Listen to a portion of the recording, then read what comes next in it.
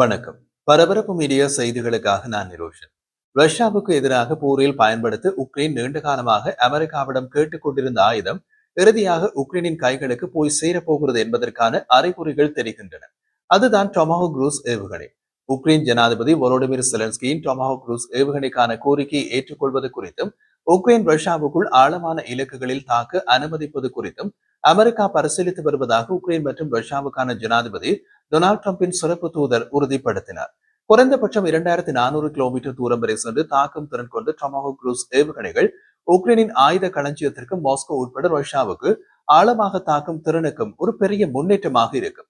முன்பு Joe Biden நிர்வாகம் டொமாஹோக் cruise ஏவுகணைக்கான உக்ரைனின் கோரிக்கைகளுக்கு முடியாது என்று கூறி நிராகரித்தது. பாக்ஸ் நியூஸுக்கு அளித்த பேட்டியில் அமெரிக்காவின் ஓய்வு பெற்ற லெப்டினன்ட் ஜெனரல் கீத் கெல்லாங் அமெரிக்காவில் தயாரிக்கப்பட்ட ஆயுதங்களை கொண்டு நீண்ட தூர தாக்குதல்களை நடத்த ட்ரம்ப் உக்ரைனுக்கு அங்கீகாரம் அளித்துள்ளதாக தெரிவித்தார்.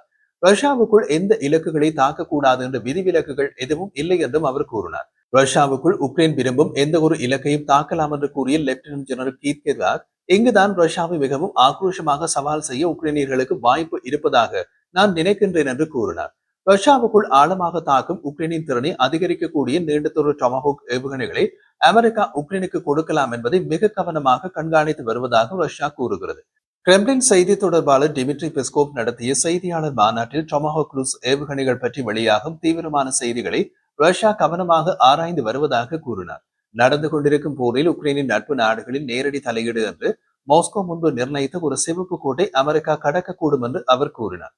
தொடர்ந்து பேசிய அவர், எமது கேள்வி இதுதான்: இந்த ஏவுகணைகளை யார் ஏவ போகிறார்கள்? உக்ரைனியர்கள் மட்டுமே அவற்றை ஏவ போகிறார்களா, அல்லது அமெரிக்க துருப்புக்கள் அதை செய்ய வேண்டுமா? இந்த ஏவுகணைகளின் இலக்கை யார் தீர்மானிப்பது? அமெரிக்க தரப்பா அல்லது உக்ரைனியர்களா என்று பெஸ்கோவ் கேட்டார். அமெரிக்கா டொமாஹோக் குரூஸ் ஏவுகணைகளை உக்ரைனுக்கு கொடுத்தால் ரஷ்யா நீண்ட காலமாக போட்டு வைத்திருக்கும் சிவப்பு கோட்டை தாண்டும் செயல் என்று கூறிய பெஸ்கோவ், அதனால் ஏற்படக்கூடிய விளைவுகள் மோசமாக இருக்கும் என்றார். உக்ரைன் ஏற்கனவே அதன் ஆளற்ற விமானங்கள் மூலம் ரஷ்யாவுக்கு நீண்ட தூர தாக்குதல்களை நடத்துகின்றது. குறிப்பாக ரஷ்ய எண்ணெய் உள்கட்டமைப்புக்கு எதிராக நீண்ட தூர தாக்குதல்களை நடத்துகிறது. ஆனால் டொமாஹாக் ஏவுகணை என்பது ஒரு பெரிய ராணுவ மேம்படுத்தலாக இருக்கும். ஜனாதிபதி ஜோ பைடனின் கீழ் அமெரிக்கா தயக்கத்துடன் ரஷ்யாவுக்குள் ஏடிஎஸ்சிஎம்எஸ் ஏவுகணைகளை பயன்படுத்த அனுமதித்தது. அது வெறும் 300 கிலோமீட்டர் மட்டுமே செல்லக்கூடியது.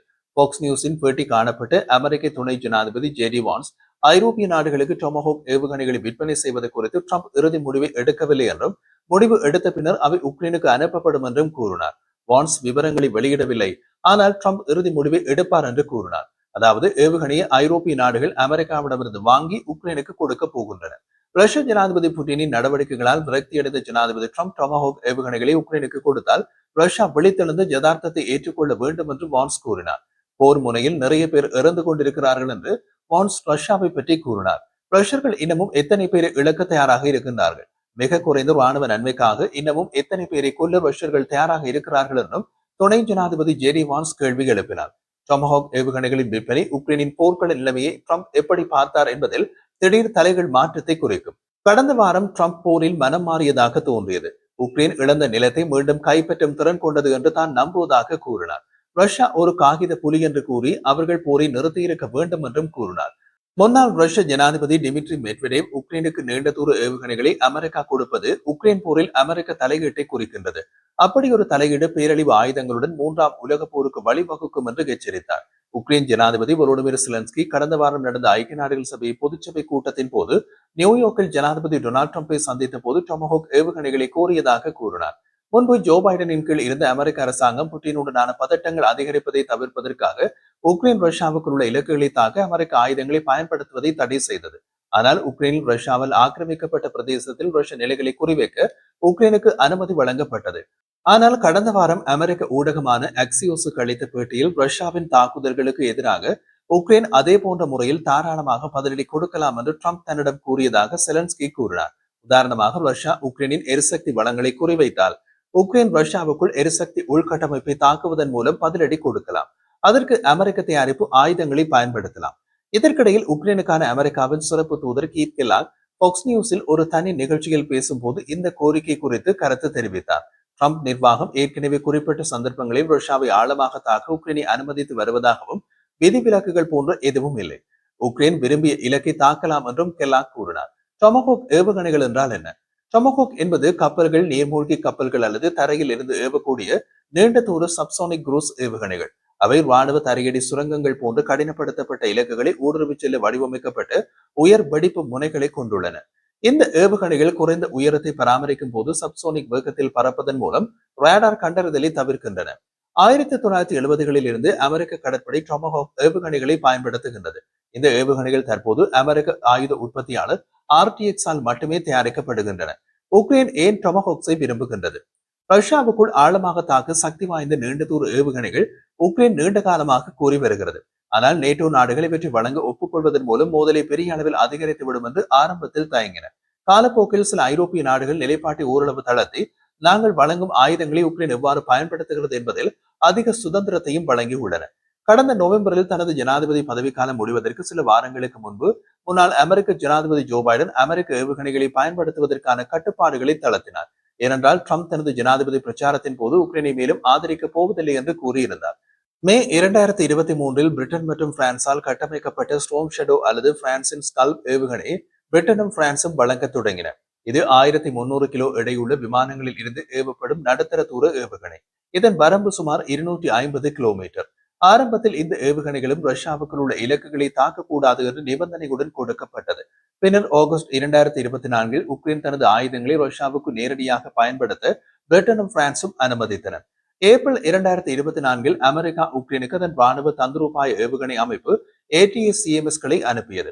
இது 300 கிலோமீட்டர் தொலைவில் உள்ள இலக்குகளை தாக்கும் ஒரு நீண்ட தூர தரையிலிருந்து தரைக்கு ஏவப்படும் ஏவுகணை ஆர்ட்லரி சிஸ்டம். இருப்பினும் டொமஹாக்ஸுடன் ஒப்பிடும் போது ஸ்டோம் ஷெடோ மற்றும் ATACMS அமைப்புகள் இரண்டும் வரம்பு மற்றும் வெடிப்பொருட்களின் அளவு குறைவாகவே உள்ளன. நட்பு நாடுகளின் கட்டுப்பாடுகளை தவிர்க்க உக்ரைன் அதன் சொந்த ஆளற்ற விமான ஏவுகணை அமைப்புகளை உருவாக்கி உள்ளது. அது டெர்போஜெட் ஆளற்ற விமான ஏவுகணை பாலியாண்டிசியா. இது 650 கிலோமீட்டர் தொலைவில் உள்ள இலக்குகளை தாக்கும் என்று உக்ரைன் கூறுகின்றது. ஆகஸ்ட் மாதத்தில் உக்ரைன் பிளெமிகோவையும் வெளியிட்டது. இது தரையில் இருந்து ஏவப்படும் ஏவுகணை. சுமார் 3000 கிலோமீட்டர் தொலைவில் உள்ள இலக்குகளை குறிவைக்கும் என்று உக்ரைன் கூறுகின்றது. இருப்பினும் உக்ரைன் உண்மையில் ஏதாவது ஒரு பிளெமிகோவை ஏவியதா என்பது தெளிவாக தெரியவில்லை. லண்டனில் உள்ள கிங்ஸ் கல்லூரியின் ஆய்வாளரான மெரினா மிரோசன் உக்ரைன் பகிர்ந்து கொண்ட தரவுகளின் அடிப்படையில் ஒரு பிளெமிகோ உண்மையில் டொமஹாக்கை விட சிறந்த தூரம் மற்றும் அழிவு திறன்களை கொண்டிருக்கலாம் என்று கூறினார். இருப்பினும் உக்ரைன் இன்னமும் பெரும்பாலும் தந்திரோபாய காரணங்களுக்காக அமெரிக்க ஏவுகணைகளை கூறக்கூடும் என்று அவர் கூறினார். எப்படி இருந்தாலும் உக்ரைன் டொமஹாக் ஆயுதங்களை பெற்றால் அது உக்ரைனின் தாக்குதல் திறன்களை கணிசமாக விரிவுபடுத்தி ராணுவ தளங்கள், தளவாட மையங்கள், விமான தளங்கள் மற்றும் கட்டளை மையங்கள் உட்பட ரஷ்ய எல்லைகளுக்குள் ஆழமான இலக்குகளை தாக்க அனுமதிக்கும் என்று ஆய்வாளர்கள் கூறுகின்றனர். பிரிட்டிஷ் சிந்தனை குழுவான சதாம் ஹவுஸின் ரஷ்ய ராணுவ நிபுணர் கெய்ரி கில்ஸ் டொமஹாக் ஏவுகணை முன்வரிசையில் ரஷ்யாவின் பாதுகாப்பு தந்திரோபாயங்களையும் சீர்குலைக்கும் என்று கூறினார். இருப்பினும் டொமஹாக்ஸ் ரஷ்யாவை சந்தேகத்துக்கிடமின்றி பாதிக்கும் என்றாலும் சேதம் குறைவாகவே இருக்கும் என்றும் மெரோன் கூறினார். இது ரஷ்யாவை உக்ரைனில் இருந்து வெளியேற்ற கட்டாயப்படுத்த போகிறதா? அது எனக்கு சந்தேகம்தான் என்று அவர் கூறினார். அமெரிக்கா டொமஹாக்கை உக்ரைனுக்கு அனுப்பினால் ரஷ்யா எவ்வாறு பதிலடி கொடுக்க முடியும்? உக்ரைனுக்கு மேற்கத்திய ஆதரவை ரஷ்யா ஒரு வலிமையான அச்சுறுத்தலாக கருதுகின்றது. ஆனால் கடுமையான நடவடிக்கை எடுக்க வாய்ப்பு இல்லை. மாஸ்கோ அடிக்கடி அச்சுறுத்தல்களை விடுக்கிறது. ஆனால் பெரும்பாலும் அது ஒரு பயமுறுத்தும் தந்திரமாகவே உள்ளது. போர் தொடங்கிய நாளில் இருந்து ரஷ்யா பல சிவப்பு கோடுகளை கூறிவிட்டது. அந்த கோடுகள் எல்லாம் கடக்கப்பட்டு விட்டன. அணு ஆயுதம் ரஷ்யா விரும்பும் ஒன்றல்ல, அது ரஷ்யா விரும்பும் கடைசி விஷயம். அதற்கு அமெரிக்காவுடன் போர் புரிய வேண்டும். அது எவ்வளவு பேரழிவை ஏற்படுத்தும் என்பதை ரஷ்யர்கள் அறிவார்கள். ரஷ்யாவின் அச்சுறுத்தல்களுக்கு ஐரோப்பா எவ்வாறு பதிலடி கொடுக்கின்றது? டொமஹாக் பேச்சுவார்த்தை குறித்து ஐரோப்பிய தலைவர்கள் எந்த கருத்தும் தெரிவிக்கவில்லை.